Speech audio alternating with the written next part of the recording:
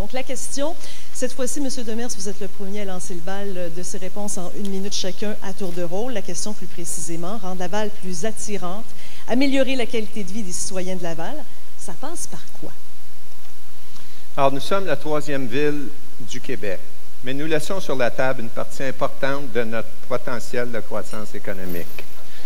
Nous avons le pouvoir d'attirer des événements de niveau national et international. Québec le fait. Il suffit d'avoir une volonté politique. Je ne crois pas que l'exode des jeunes soit un problème à Laval.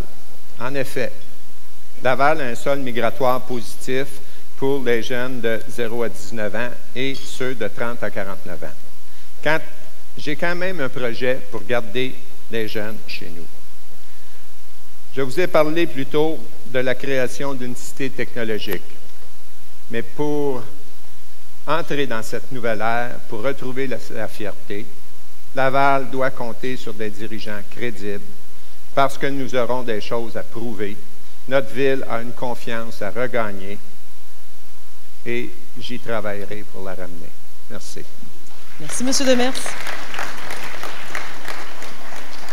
M. Gobet, c'est votre tour. Alors, merci. Alors, je comprends bien, on est au thème 3. Oui. C'est ça. Donc, on parle de qualité de vie des résidents et des travailleurs de Laval. Et je pense que c'est un sujet très important. La qualité de vie, c'est ce qui détermine l'envie de rester, ou de partir, ou de venir habiter dans un endroit.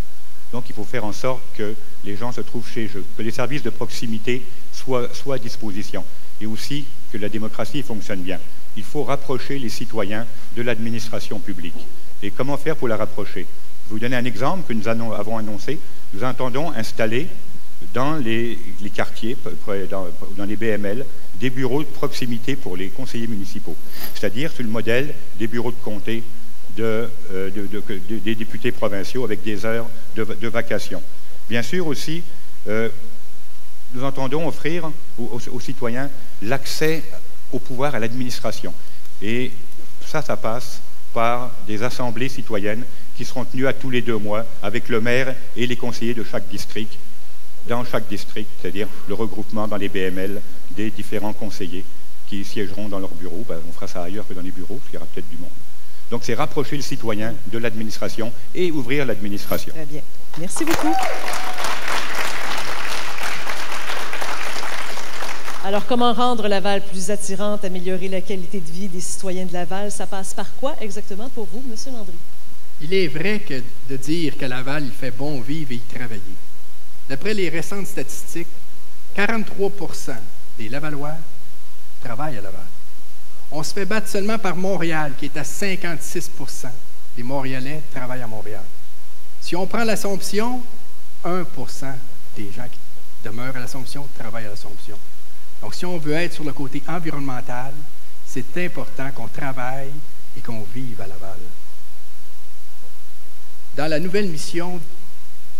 notre nouvelle mission de Laval, avec son e-pôle, je reviens encore avec ça, et son enviropôle, nous devons absolument multiplier nos efforts et bonifier les différents services offerts par notre ville.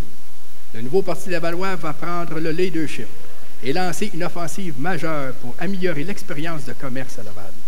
Pour éviter l'exode, le nouveau Parti des Lavallois mettra tout en œuvre pour maintenir les sièges sociaux établis à Laval afin de conserver nos emplois, retenir nos diplômés et attirer de jeunes immigrants qui possèdent des compétences clés.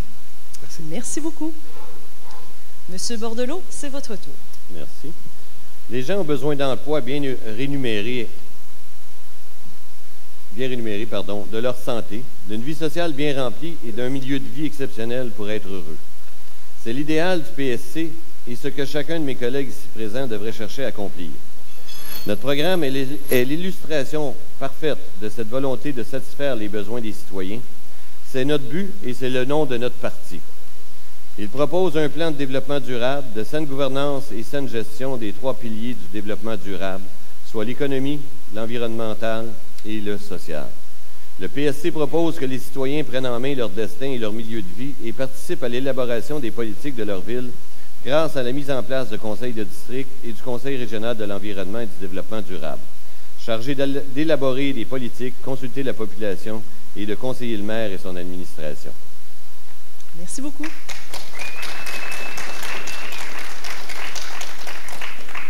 Madame Lebel. Oui. Donc, pour garder nos familles ici, attirer des nouvelles familles, il faut penser de façon prioritaire, je pense, aux immigrants. Il y a 32 des gens à Laval qui sont allophones. Donc, ces gens-là, c'est des gens qui vont vivre dans les quartiers, qui vont donner la couleur au quartier. Au niveau de la culture, il faut favoriser ça. Il faut travailler au niveau de l'accueil. Ça prend donc des services de proximité. On parle donc de garderie, on parle d'école, de logement et aussi et surtout d'emploi. Sinon, ils ne resteront pas, ces gens-là, comme nos jeunes, comme mon garçon qui vit maintenant à Montréal.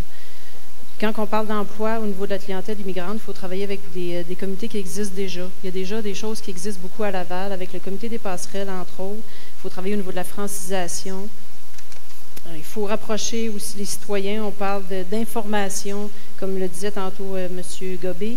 Je pense que nous autres, notre prochain défi, ça va être de prouver par la consultation du schéma d'aménagement qu'on est là pour vrai, qu'on va donner les vraies informations, que les gens vont pouvoir discuter avec nous autres. Ça va être l'exemple pour dire, oui, finalement, on avait raison de leur faire confiance. Merci.